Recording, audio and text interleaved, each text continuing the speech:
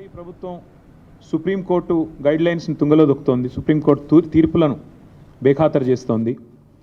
ఎట్లా వాల్టా చట్టాన్ని ఉల్లంఘించింది, ఎట్లా ఫారెస్ట్ యాక్ట్ని కూడా, ఎట్లా ఫారెస్ట్ కన్జర్వేషన్ యాక్ట్ని కూడా ఎట్లా ఉల్లంఘించింది.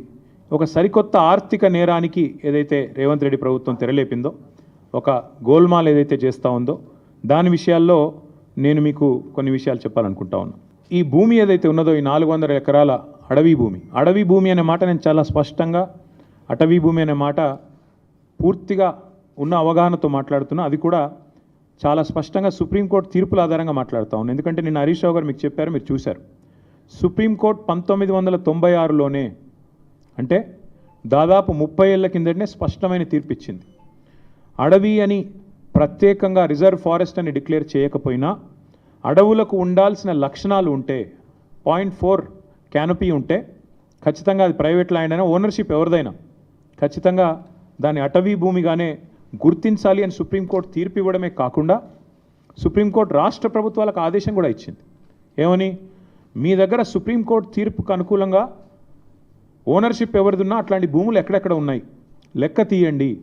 దాన్ని రిజర్వ్ ఫారెస్ట్గా ఆల్రెడీ డిక్లేర్ చేసి ఉన్నా, చేయకపోయినా ఆ లిస్టు మాకు పంపించండి అంటే, ఇక్కడ కూడా మన తెలంగాణ ప్రభుత్వం కూడా, రేవంత్ రెడ్డి ప్రభుత్వం కూడా సుప్రీంకోర్టు ఆదేశాలకు అనుగుణంగా ఒక కమిటీని కూడా ఏర్పాటు చేసింది ఆ స్థలాలను గుర్తించడానికి.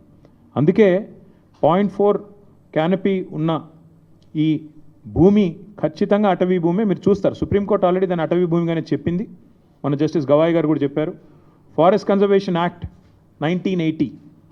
1980 ప్రకారం రేవంత్ రెడ్డి గారు చేసిన అతిపెద్ద ఫైనాన్షియల్ ఫ్రాడ్ ఏంటి అంటే, ఒక అటవీ భూమిని ఇవాళ తాకట్టు పెట్టడం లేదా అమ్మడం, ఆ అధికారం గవర్నమెంట్ కూడా లేదు. మీకు తెలుసు, పోడు పట్టాలు మేము ఇచ్చాం గతంలో. పోడు పట్టాలు కూడా మీకు తెలుసు, ROFR కింద పోడు పట్టాలు కూడా they won't give you complete rights on the land. మీరు దాన్ని అక్కడ సాగు చేసుకున్న దానికి అవకాశం ఉంటుంది, పొజిషన్కి అవకాశం ఉంటుంది తప్ప ఓనర్షిప్ ఉండదు, దాన్ని అమ్మేదానికి అవకాశం ఉండదు పోడు పట్టా విషయంలో కూడా. అట్లాగే ఈ అటవీ భూమి ఏదైతే ఉందో, అడవి లక్షణాలు కలిగి ఉన్న భూమి ఏదైతే ఉందో, 1980 ఫారెస్ట్ కన్జర్వేషన్ యాక్ట్ ప్రకారం ఇది మొత్తం రేవంత్ రెడ్డి గారికి తెలుసు. ఆయనకు తెలియదని కాదు, ఆయనకు తెలియకుండా జరిగింది అనడానికి కూడా లేదు. ఇక్కడ ఇంపార్టెంట్ ఇష్యూస్ 2-3 నేను మీకు స్పష్టంగా చెప్తాను. ఒకటి, ఎలాంటి ఎన్వైర్మెంటల్ ఇంపాక్ట్ అసెస్మెంట్ జరగలేదు అని చెప్పి మరి అటవీ శాఖ అనుమతి లేదు, ఎన్వైర్మెంటల్ ఇంపాక్ట్ అసెస్మెంట్ లేదు, ఇంకా ట్రాన్స్ఫర్ కూడా టైటిల్ది పూర్తిగా కాలేదు. అయినప్పటికీ ఫైనాన్షియల్ ఇన్స్టిట్యూషన్స్ని వెంటనే ఆగమేఘాల మీద ప్రభావితం చేసి, ప్రభుత్వ అధికారులు మరి మిస్లీడ్ చేసినారా, ముఖ్యమంత్రి వాళ్ళని డైరెక్ట్ చేసినారా తెలియదు, మరి ఒక భారీ ఆర్థిక నేరానికి పాల్పడ్డారు.